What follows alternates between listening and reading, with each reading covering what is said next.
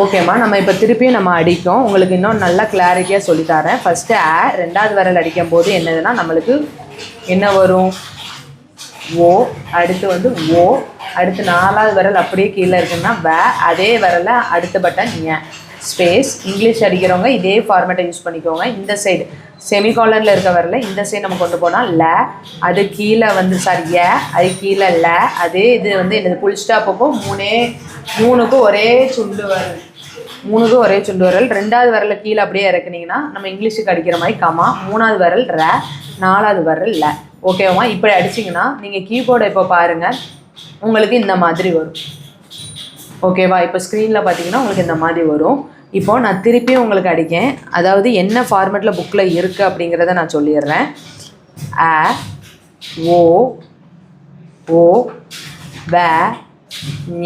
ஞாக்கு அப்புறம் நம்மளுக்கு என்ன இருக்குன்னா ஸ்க்ரீன் ரெண்டையுமே பாருங்கள். இப்போது ஞாக்கு அப்புறம் நம்மளுக்கு என்ன கொடுத்துருக்காங்க அப்படின்னா ஏ கொடுத்துருக்காங்க. இப்போ நான் ஏ போடும்போது இந்த விரலை எடுத்து இங்கே போடணும். போட்டேன்னா நேற்று ஞான்னு மாறுதான் உங்களுக்கு ஸ்க்ரீனில் தெரியுதா? உங்களுக்கு ஞான்னு மாறும், ஏன்னு மாறாது. அப்போ இந்த இடத்துல நம்ம என்ன பண்ணோம்னா இங்கே இருந்து தான் உங்களுக்கு ரூல் ஆரம்பிக்கு.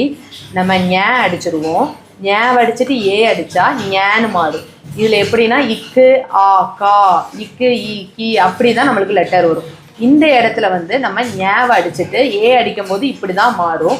இப்படி எனக்கு மாறக்கூடாது, நான் அப்படியே அடிக்கணும் அப்படின்னா நீங்கள் அது ரெண்டுக்கும் நடுவில் போட்டுட்டு ஏ அமுக்கினீங்கன்னா ஏ விழும்.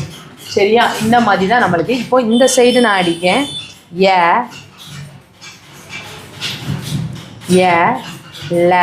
புள்ளி சாரி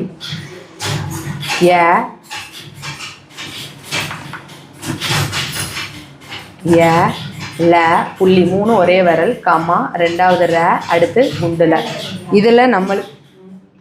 இதில் நம்மளுக்கு பிரச்சனையே வராது. அடுத்து என்ன சொல்லியிருக்காங்க அப்படின்னா இந்த விரலேருந்து நான் அடிச்சிடுறேன். அடுத்து வந்து என்னது சரியா? இப்படி போடும்போது எனக்கு என்னென்னா வரும்?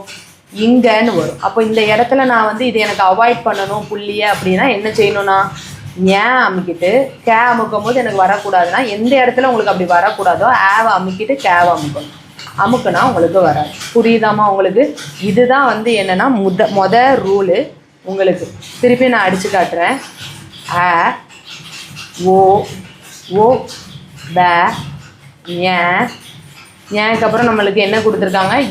ஏ கொடுத்துருக்காங்க. ஏ அமுக்கனா நம்ம ஆயிரும். அப்போ அதை தவிர்க்க போட்டு அமுக்கணும். புள்ளி கமா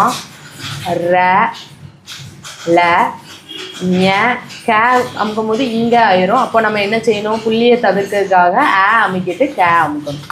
சரியா? இப்போ வந்து நல்லா கவனிங்க. இப்போ உங்களுக்கு தோணும் எதுக்கு வந்து இந்த புள்ளி அப்படின்னு சொல்லி உங்களுக்கு தோணும். நல்லா கவனிங்க. இப்போ இந்த பேப்பரை பாருங்கள். எந்தெந்த வேர்டை சேர்த்து அடிக்கும் போது புள்ளி வரும் அப்படின்னா இங்க இஞ்ச இந்த மாதிரி இந்த இம்ப என்ற, அதாவது அடித்தா இங்கன்னு வரும்.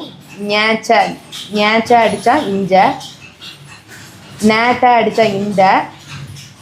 அடித்தா இந்த இன்ப என்ற இந்த வார்த்தையை மட்டும்தான் சேரும்போது புள்ளி வரும். அப்போ இந்த புள்ளியை நான் தவிர்த்து சில இடத்துல மட்டும்தான் நம்ம தவிர்க்க வேண்டிய சூழ்நிலை வரும். அப்போ வந்து என்னது புள்ளி இல்லாமல் அடிக்கணும் அப்படின்னா ஞாக்கு நடுவில் போட்டு அடிச்சிங்கன்னா அந்த புள்ளியை தவிர்க்கலாம்.